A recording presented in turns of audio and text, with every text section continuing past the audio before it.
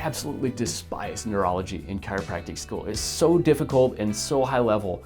And I don't know, it's something that I've really come to love over the last few years. And I spend a lot of time reading research articles and reading textbooks and taking seminars and different things like that because it is so fascinating and there is so much in-depth information about how the brain fires and how that affects everything else.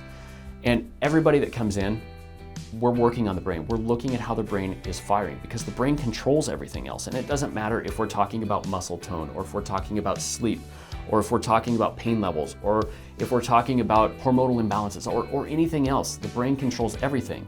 And if we have a good idea of how the brain is firing, then we have a pretty good idea of how healthy the patient is. We have a pretty good idea of what areas they're going to struggle with.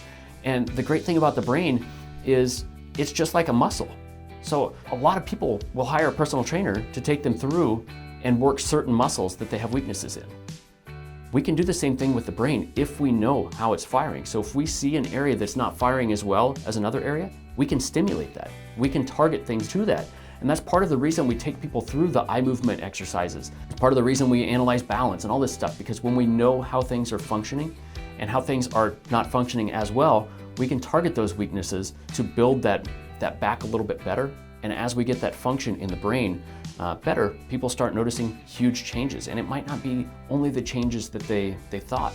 So for example, somebody might be in severe pain when they come in. They might have an increase in blood sugar along with that. As we start to get some of this stuff under control, pain starts to decrease, blood sugar starts to come down, sleep starts to normalize. And that's how all of this other stuff that people don't see related to chiropractic is affected by chiropractic care.